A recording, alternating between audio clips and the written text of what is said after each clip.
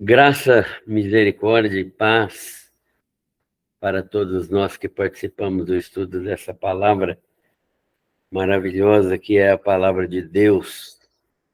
Estamos iniciando nesta tarde mais uma etapa do livro, da carta que Paulo escreveu aos Colossenses. Nós já vimos, essa carta foi escrita pelo apóstolo à igreja colossense, a cidade de Colossos, né? Uma cidade que era uma cidade próxima, não tão próxima, mas próxima de Éfeso, e ali Paulo está pregando, pregando o evangelho. Paulo, na verdade, nunca pregou o evangelho, pelo menos a Bíblia não diz que Paulo tivesse pregado o evangelho lá na carta, na, na igreja de Colossos, né, na cidade de Colossos. Parece que ele verdadeiramente não, não pôde ir lá, e ele deve ter pregado o evangelho na cidade de Éfeso, e na cidade de Éfeso havia muitas pessoas que ele evangelizou e que possivelmente eram da Colossos, porque o, a cidade de Colossos não era uma cidade que tinha passado por um ciclo muito grande de desenvolvimento e agora era uma cidade que estava em decadência. Então, todo o comércio era feito em Éfeso. Dessa maneira, então, os colossenses devem ter ouvido o evangelho a partir daquelas pessoas que iam a Éfeso e que de Éfeso eles voltavam tendo ouvido o evangelho. E através também de Epáfras. Epáfras foi uma pessoa que Paulo deve ter evangelizado, e ele esteve com Paulo também por algum tempo até preso, e certamente ele ouviu o evangelho, e esse evangelho foi pregado por Epáfras na cidade de Colossos. E Epáfras se tornou o pastor dessa igreja em Colossos. E nós já vimos a leitura da primeira etapa deste texto, desta carta. Paulo é apóstolo de Jesus Cristo e nós falamos sobre isso, qual o significado de ser apóstolo, e ele, com Timóteo, né, nós demonstramos que ele tinha consciência clara de que,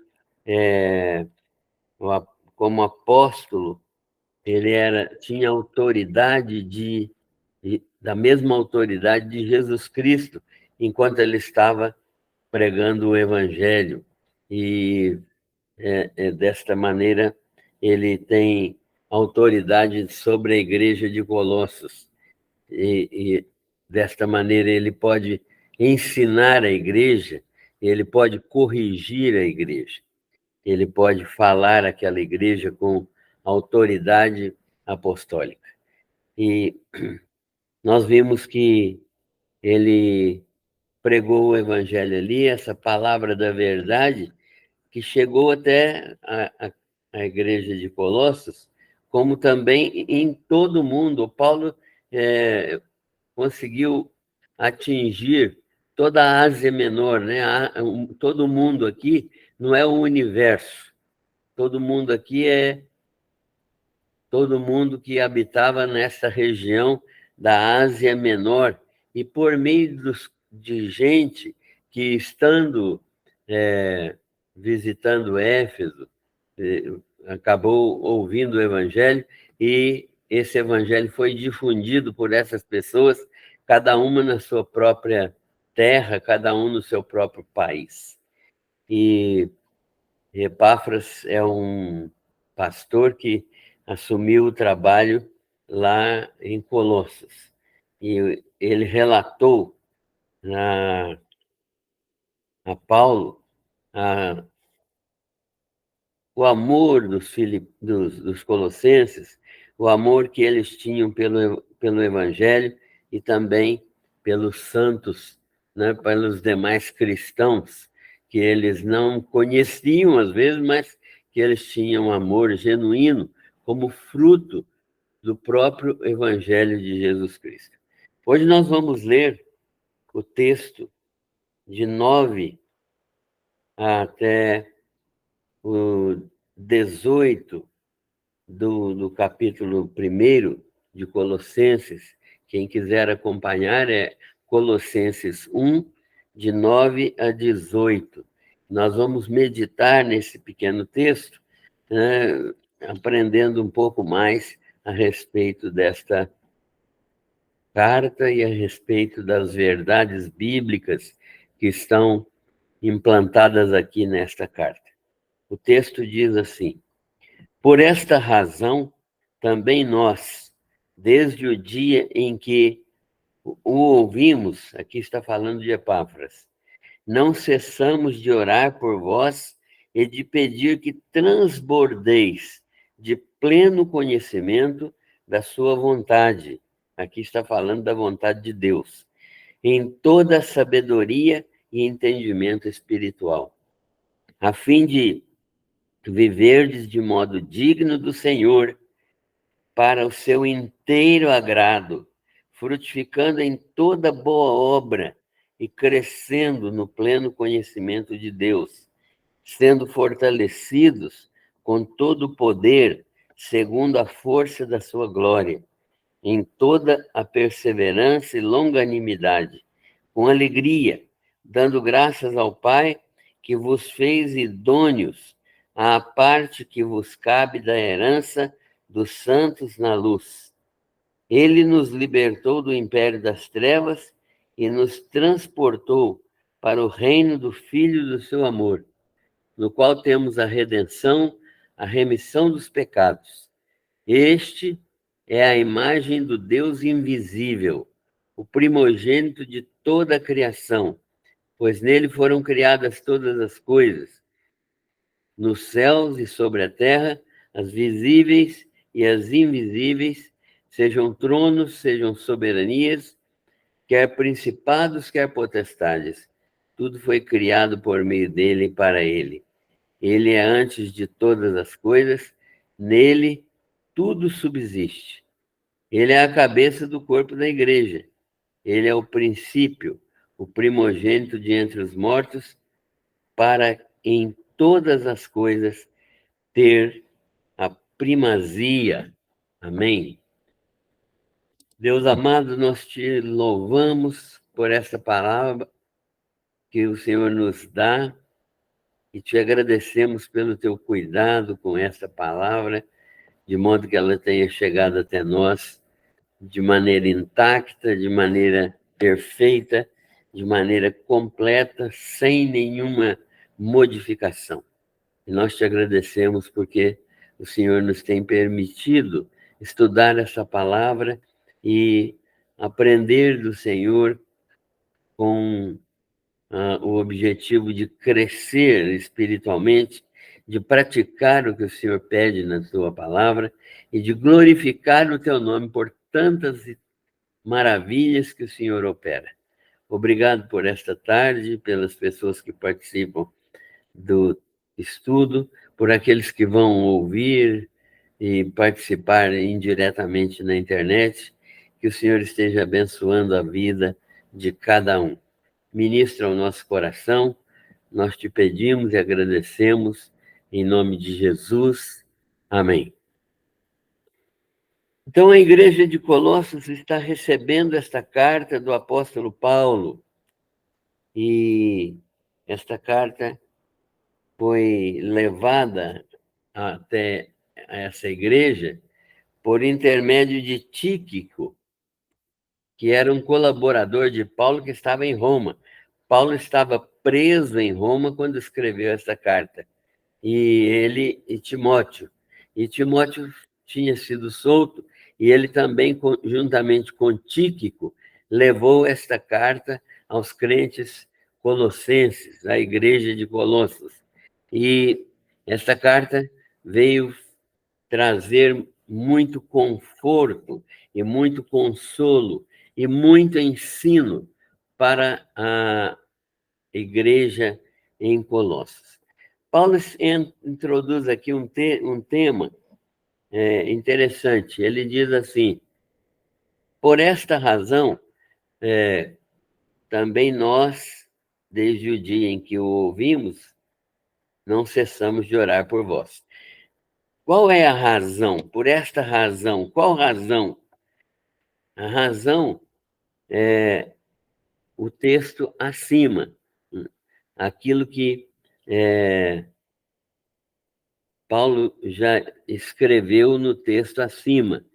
Ele está dizendo que os colossenses têm uma esperança preservada nos céus, eles têm uma visão escatológica. O Evangelho trouxe para os colossenses uma visão do futuro.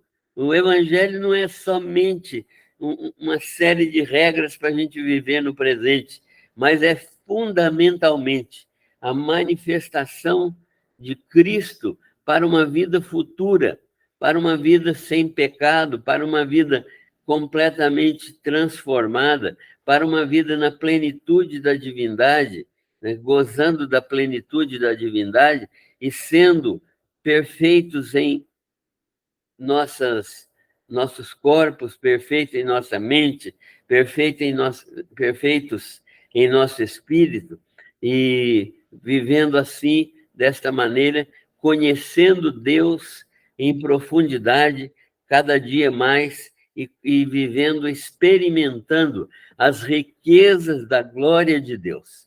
Então, Paulo está dizendo que o Evangelho fez essa transformação. E esse Evangelho pregado aos Colossenses, que faz essa transformação e que mostra que verdadeiramente o que é fundamental é crermos naquilo que é futuro. O Evangelho é uma coisa para agora, mas é uma coisa para o futuro também, e principalmente para o futuro, porque ele é a apresentação de Deus para a eternidade. Agora nós estamos vivendo um tempo curto, relativamente curto, 70, 80 anos, 90 anos, mas já vivemos o prelúdio daquilo que será a eternidade, porque nós já gozamos a presença de Deus neste período, nós já gozamos a comunhão com Deus nesse período, mas na eternidade, que é depois da morte, nós gozaremos a plenitude de Deus muito mais e de uma maneira imortal. Nós nunca mais experimentaremos qualquer tipo de sofrimento, dor, separação, morte, qualquer tipo de sentimento negativo, né? Então, Paulo está dizendo, olha, o Evangelho verdadeiramente é algo que começa agora, mas o seu maior desenvolvimento é no futuro. E esse Evangelho que transformou vocês, Colossenses, é um Evangelho que está em todo mundo, que está no mundo inteiro. E ele vai frutificando. Do mesmo modo que frutificou na igreja de Colossos, ele vai frutificando. E do mesmo modo que aconteceu entre vocês. Desde o dia em que vocês ouviram o Evangelho e entenderam a graça de Deus na verdade. Olha o que Paulo está dizendo, que o Evangelho precisa ser entendido. O Evangelho é racional, é lógico, é inteligente, é algo que precisa entrar na nossa mente, nós precisamos entender.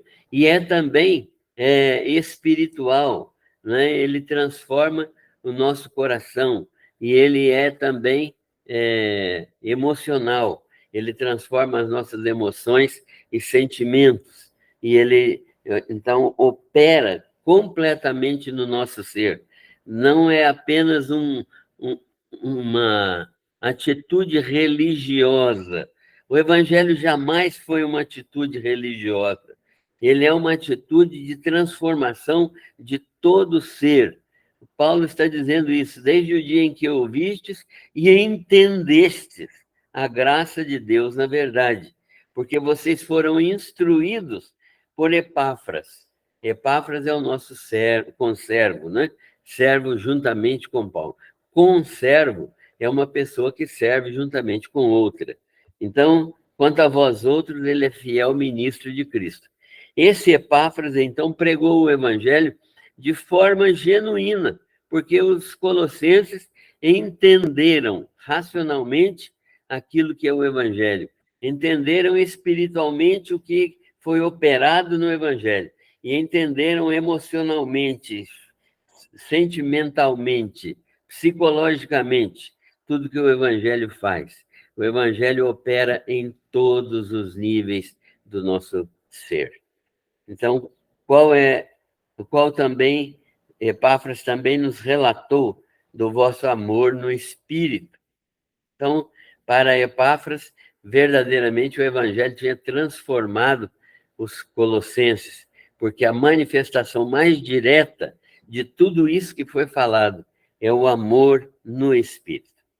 Por esta razão também, né, Paulo está dizendo, porque o Evangelho produz tanta transformação, nós, desde o dia em que ouvimos o que aconteceu na igreja de Colossos, não cessamos de orar por vós. Ou seja, o Evangelho produziu tanta transformação que Paulo não consegue deixar de orar pelos irmãos, ele nem quer deixar de orar, mas ele não deixa de orar pelos irmãos e de pedir que eles cresçam muito mais ainda no conhecimento, no pleno conhecimento da vontade de Deus e de toda a sabedoria e entendimento espiritual. O evangelho não pode parar de produzir crescimento. Quando eu vejo crentes que pararam de crescer, que não se desenvolveram, que estão limitados espiritualmente, que não frequentam a igreja, que não aprendem, que não praticam, eu fico preocupado porque o evangelho não pode parar de produzir conhecimento. O texto diz claramente aqui, ó, não cessamos de orar por vós e de pedir que transbordeis. Transbordar é encher até derramar, de pleno conhecimento da sua vontade, em toda sabedoria e entendimento espirituais. Então, Paulo está dizendo, olha, cresçam, cresçam, cresçam e continuem a crescer, a crescer, a crescer, e desenvolvam a sabedoria e o entendimento espirituais que vêm com o pleno conhecimento do Evangelho. O pleno conhecimento do Evangelho é que traz essa sabedoria e entendimento espiritual. A fim de quê? Para quê? A fim de viverdes de modo digno do Senhor. Então quanto mais eu cresço em sabedoria e entendimento espiritual, eu vivo de modo digno do Senhor. O que é viver de modo digno do Senhor? Paulo explica imediatamente.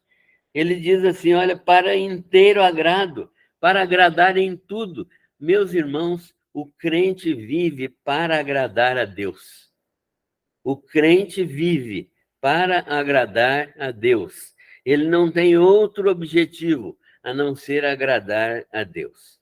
Em todas as suas ações, atitudes, pensamentos, palavras, obras, em tudo isso, o crente tem que viver para agradar a Deus. Deus se agrada de crentes que se entregam a fazer a vontade perfeita dele.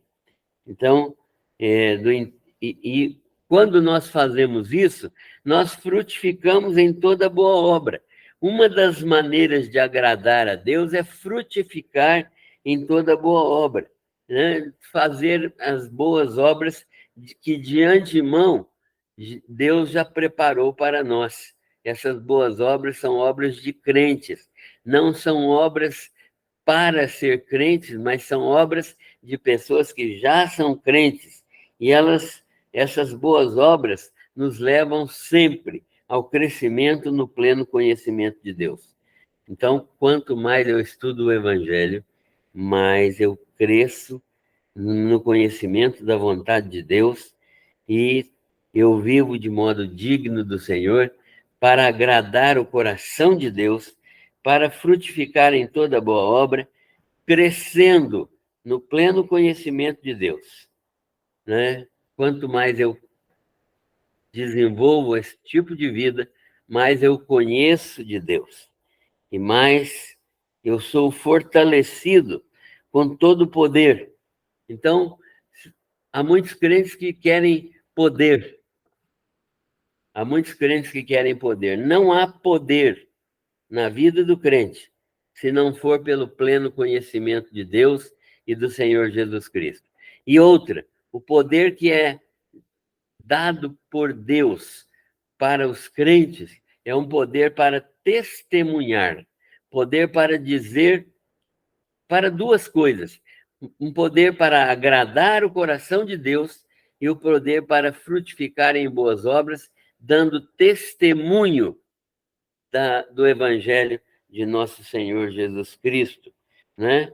Então, sendo fortalecidos com todo o poder, segundo a força da sua glória. Ou seja, nós crescemos no poder de Deus pela glória de Deus, não é por qualquer prerrogativa, não é por qualquer característica, não é por qualquer manifestação de qualidades que eu tenha que vem poder para a minha vida. Não é porque eu mereço que vem poder para a minha vida. Ele vem por causa da perseverança e da longanimidade em permanecer no Evangelho de nosso Senhor Jesus Cristo, conhecendo cada vez mais profundamente esse Evangelho. E eu devo perseverar e ter longanimidade. Perseverar significa me manter firme nas coisas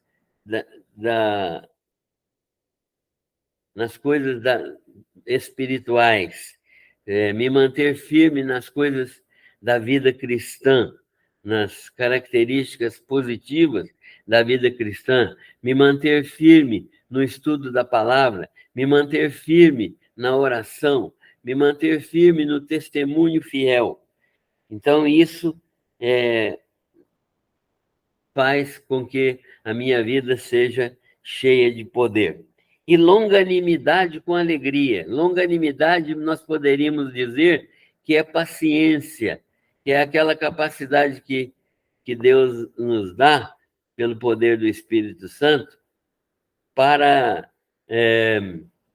termos a ira distante de nós, termos uma paciência grande, termos uma paciência que envolve todas as circunstâncias e nos dá condições de passar por estas circunstâncias, mesmo negativas, com alegria, né? Então, a longanimidade pode ser traduzida por paciência. E nos leva também a dar graças ao Pai. Dar graças ao Pai significa agradecer ao Pai. Há muitos crentes que não se lembram de agradecer. Nós precisamos agradecer a Deus todos os dias.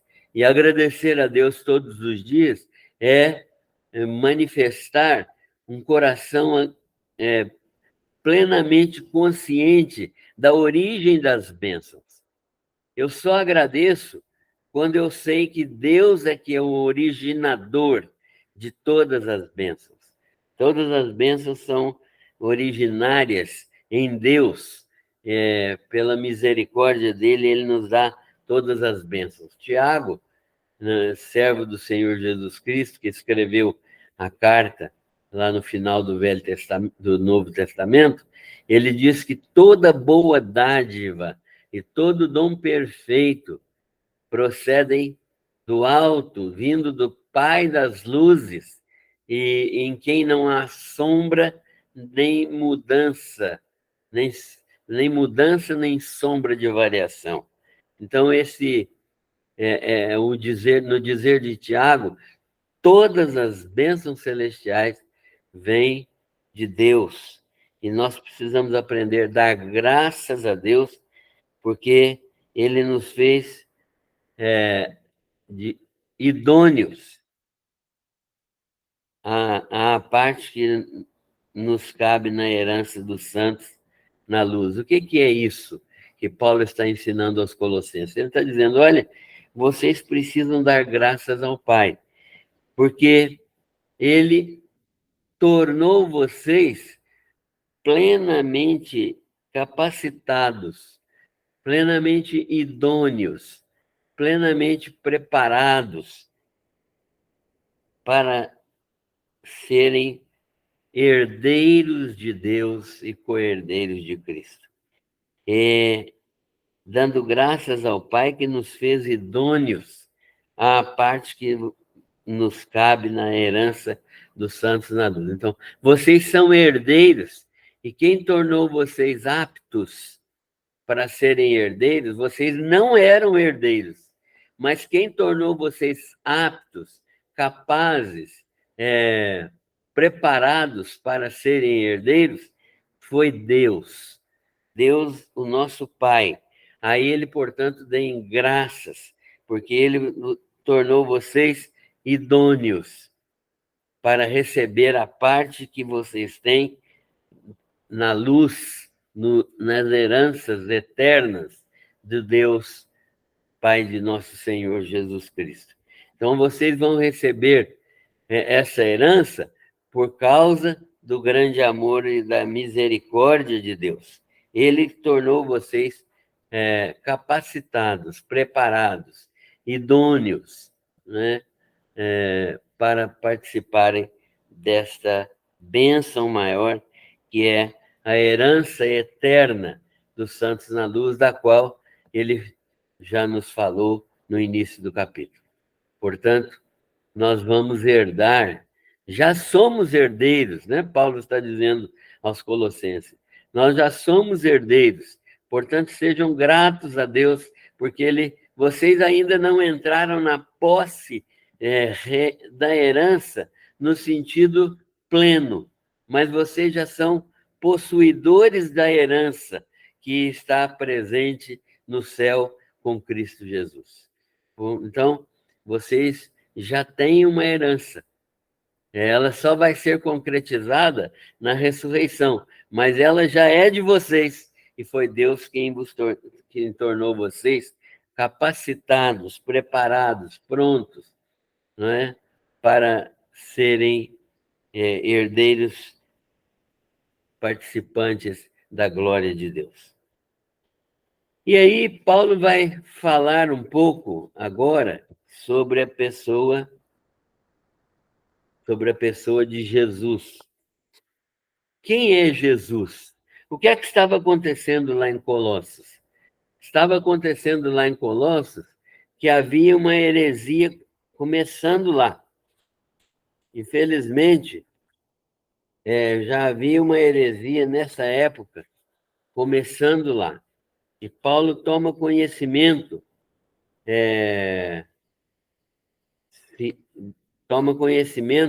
de essa heresia que demonstrava que os colossenses começaram a perceber e a entrar nela. Algumas pessoas chegaram lá ensinando coisas erradas, né? Então, os colossenses começaram a demonstrar um desejo por coisas místicas, um desejo por coisas superiores, um desejo além da simplicidade do Evangelho de Cristo, né, que foi crucificado e ressuscitado. E, só para entendermos o que estava acontecendo, eu vou falar alguns aspectos dessa heresia, alguns aspectos dessa heresia que aparecem lá em Colossos. Era um misto de sincretismo, de legalismo judeu, especulação filosófica grega e misticismo oriental. Então, isso foi juntado e foi feita uma salada religiosa. E isso começou a entrar nas igrejas, e entrou na igreja de Colossos. O ensinamento básico era judaico. Eles atribuíam valores às ordenanças legais de Moisés, regras e restrições dietético-alimentares e observância do sábado, como do sétimo dia, né? Observância dos cultos da lua nova, outras prescrições do calendário religioso judaico e ritual da circuncisão, tudo isso era obrigatório a ser praticado. E as práticas místicas eram práticas da adoração de anjos, prática de ascetismo, né, derivada da crença de que o corpo material é intrinsecamente mal. Então, quanto mais eu negasse o meu corpo, mais eu era abençoado. Né? Quanto mais eu negasse o meu corpo, no sentido de renunciar a tudo aquilo que era físico. Eu não podia comer isso, não podia comer aquilo, tinha que fazer sacrifícios, tinha que ferir meu corpo, tinha que fazer sacrifícios de autoflagelação, né? Então, de pegar flagelos que eram instrumentos de sofrimento e atingir o meu corpo com aquilo, né? Como se isso fosse trazer alguma virtude. E negavam o senhorio de Cristo e a autoria de Jesus Cristo sobre a criação. Eles negavam que Jesus é que tinha sido e é até hoje e será sempre o Criador. Os poderes espirituais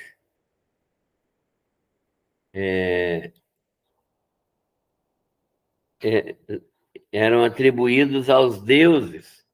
Havia muitos deuses naquela região e os poderes espirituais eram atribuídos aos deuses de estrelas, de planetas, de elementos físicos, como a terra, o vento, o fogo, a água. Isso tudo começou a ser adorado. Havia uma ideia dualista judaica do período, que havia dois reinos, um reino bom e um reino mau, e cada um deles estava reivindicando fidelidade, né? Cada um reivindicava a fidelidade a si. Então, esta situação era a situação presente lá em Colossos. Então, Paulo tem que falar agora sobre Jesus, e ele tem que demonstrar que Jesus é superior a estas coisas todas. E ele começa, então, no versículo 13, a dizer que ele aqui é Jesus, nos libertou do império das trevas. Paulo está colocando tudo aquilo que não é evangelho no império das trevas. Meus irmãos, a gente precisa ter coragem de falar isso. Precisa ter coragem de pregar isso, porque muitas pessoas não aceitam o evangelho, ou fingem que aceitam, ou toleram o evangelho, né? Porque, na verdade, não creem no evangelho de Jesus Cristo. Mas o Paulo está dizendo, ele, Cristo, nos libertou. Por quê? Porque éramos escravos. De quem? Do império das trevas. Nós éramos escravos do império das trevas. Na carta aos Efésios, ele fala que nós estávamos mortos em nossos delitos e pecados.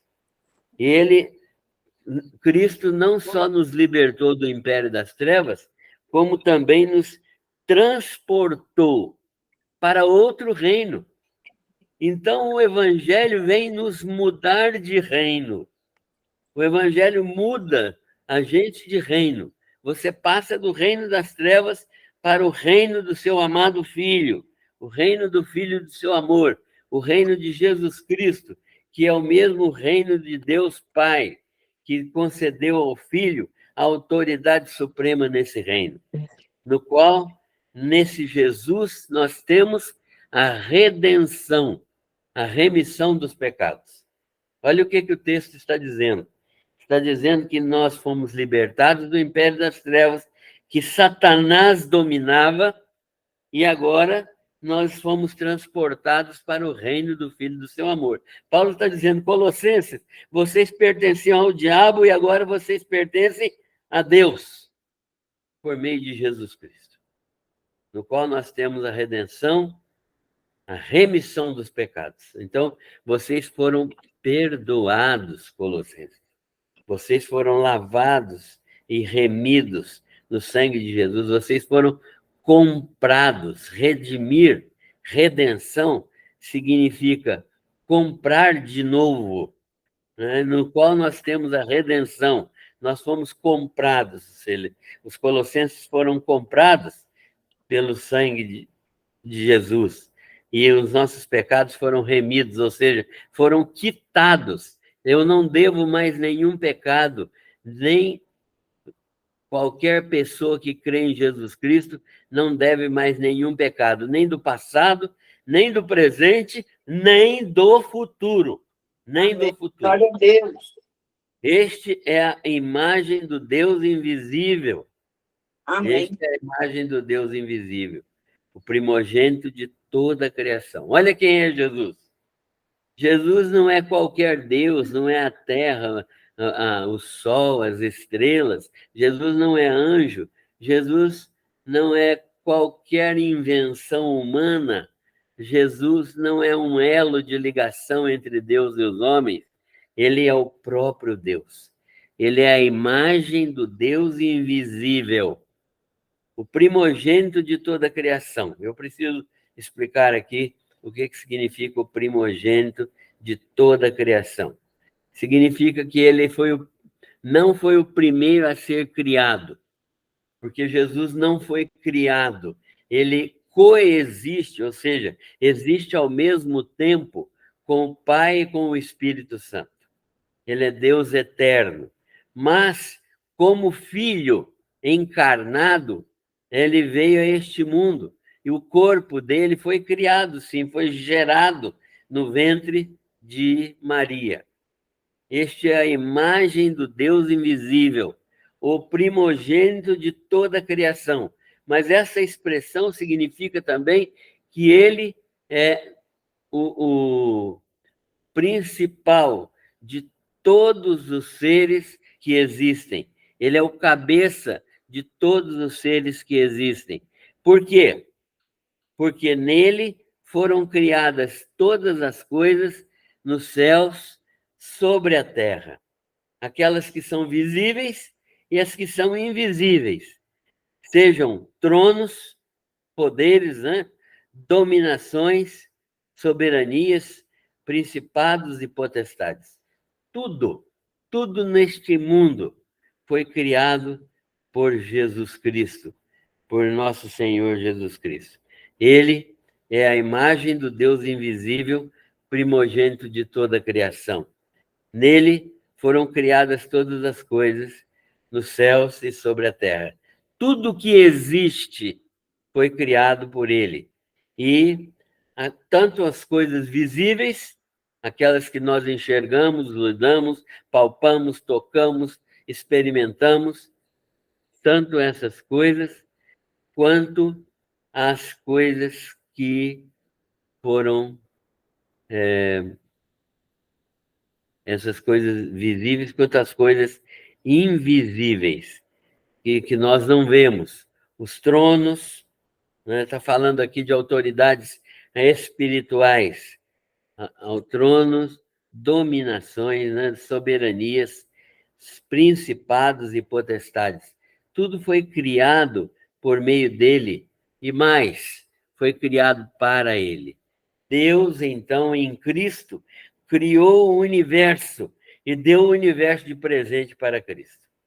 Deus concedeu o universo e presenteou seu Filho Jesus Cristo com esse universo. Ele é o Senhor do universo, o dono do universo, o possuidor do universo.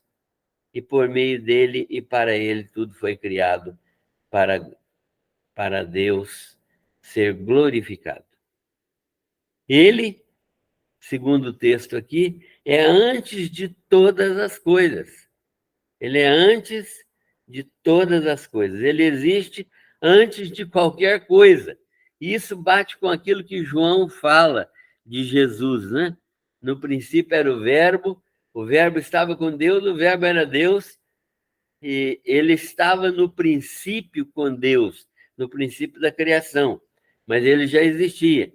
Todas as coisas foram feitas por ele, e sem ele, nada do que foi feito se fez.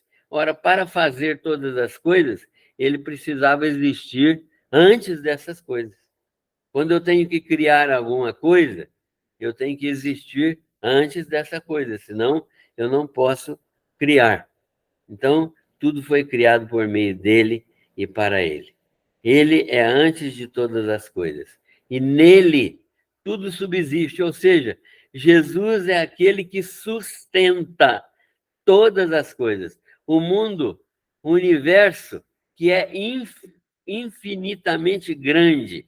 O universo não é infinitamente no sentido que Deus é infinito, mas o que eu quero dizer com essa infinitamente grande é que ele é imensurável, é difícil medir o universo, né?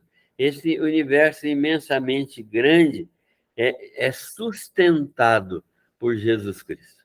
É ele que tem o poder de sustentar todo o universo, e ele que estabelece as leis do universo, e é ele que controla todos os fenômenos do universo, e é ele que vai, por fim, criar novo céu e nova terra, e numa situação em que a justiça habitará plenamente nos céus e na terra. Ele é antes de todas as coisas, nele tudo subsiste, ele é o sustentador de todas as coisas, inclusive das nossas vidas. Quem sustenta as nossas vidas, quem nos dá respiração, quem nos dá fôlego de vida é o próprio Jesus. Então, nós precisamos entender isso como uma informação sobre Jesus. E quem mais é Jesus? Paulo está explicando aos Colossenses quem é Jesus. Ele diz assim: ele é a cabeça do corpo da igreja. Ou seja, a igreja também não subsiste sem Jesus. E a igreja não tem chefe. A igreja é o corpo de Cristo. O cabeça da igreja, o chefe supremo da igreja, o autor da igreja, o sustentador da igreja. Ele é o cabeça do corpo da igreja. Então, os colossenses precisavam entender que não era Epáfras, nem Paulo, nem ninguém que era dono da igreja. Era o Senhor Jesus. É o Senhor Jesus. Ele é o princípio, o primogênito de entre os mortos, é o primeiro que ressuscitou, definitivamente. Houve outras ressurreições antes de Jesus, mas ressurreições que voltaram, de pessoas que voltaram a morrer. Jesus é o ressurreto que venceu a morte e que está à destra do Pai no céu, porque a morte não tem poder sobre ele, para a glória do nome do Senhor. Ele é a cabeça do corpo da igreja, o princípio, o primogênito de entre os mortos, para em todas as coisas ter a primazia, para em todas as coisas ter a primazia. O que é que significa essa expressão? Essa expressão significa que ele é o primaz. Primazia significa aquele que tem a posição principal, a posição suprema, a posição de Senhor absoluto de todas as coisas. E ele é o primogênito dentre os mortos, para em todas as coisas ter a primazia. Então, os colossenses precisavam entender que Jesus é aquele que tem a primazia sobre todas as coisas, e ele está acima de todos os deuses que começaram a pregar lá em Colossos. Os deuses do sol, as estrelas, o vento, a água, todas as manifestações idolátricas que existiam lá, que começaram a existir lá em Colossos. Então, nós precisamos, com Paulo, aprender que Jesus subsiste como o Senhor de todas as coisas e ele tem a primazia sobre todas as coisas. Ele é verdadeiramente Senhor de todas as coisas e nada pode substituí-lo em qualquer lugar. Então, aprove a Deus que nele residisse toda a plenitude da divindade. Então, em Jesus, nós vemos Deus em plenitude. A plenitude da divindade habita em Jesus. Jesus é o próprio Deus. Jesus é o Senhor dos senhores, aquele que está à destra do Pai e foi elevado à posição de maior autoridade no universo. É esse Jesus que Paulo está ensinando aos colossenses. Paulo está dizendo, parem com essa história de comida, de bebida, parem com essa história de cultos, de luas novas, de circuncisão, de guarda de sábado, parem com esse tipo de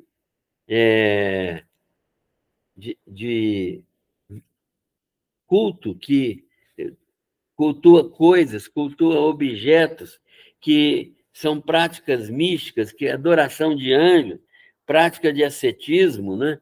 Que para de comer isso, para de comer aquilo, porque isso flagela o corpo. Parem com todas essas coisas, porque Jesus é plenamente suficiente, nele habita plenamente a plenitude da divindade, e ele nos libertou do império. Ele fez uma libertação completa. Ele nos libertou do império das trevas e nos transportou para o reino do seu Filho amado. Né? Deus nos transportou para o império das trevas e nos libertou do império das trevas e nos transportou para o reino de Cristo. Então, no reino de Cristo, toda a autoridade é de Jesus. Aliás, Jesus tem autoridade sobre todos os reinos, todos os poderes, todas as soberanias, todos os principados, todas as potestades. Jesus tem o poder e autoridade sobre tudo isso. Portanto, nós podemos e devemos ser submissos a ele, certos de que não há poder sobre nós que não esteja debaixo do poder de Cristo. Satanás está debaixo do poder de Cristo. E mesmo que ele esteja com liberdade de agir no mundo hoje, ele só pode ir até os limites que Jesus estabeleceu, que Deus estabeleceu para ele. Paulo está ensinando aos colossenses e a nós, irmãos, e a nós. E nós precisamos aprender, né, que o evangelho é transformador, que o evangelho verdadeiramente vai desenvolvendo na nossa mente, no nosso coração, nos nossos sentimentos, no nosso corpo. O evangelho atinge todas as áreas da nossa vida e nós somos instruídos para entender a graça de Deus e frutificar. Nós somos instruídos para viver frutificando, fortalecidos pelo poder de Deus. Todo poder, segundo a força da glória de Deus, um poder que ninguém pode discutir, e que traz perseverança, né? Aquela qualidade que me faz permanecer firme na fé, e longanimidade, aquela paciência que me faz suportar as pressões deste mundo, dando graças a Deus Pai, que nos tornou idôneos para participar da herança dos santos na luz, ou seja, nós já somos hoje herdeiros de tudo aquilo que Jesus Cristo conquistou. E ele nos transportou para o reino do seu amado Filho, para que Jesus seja o nosso rei. Nós precisamos viver de acordo com esse ensino, porque esse ensino nos leva a ser vitoriosos.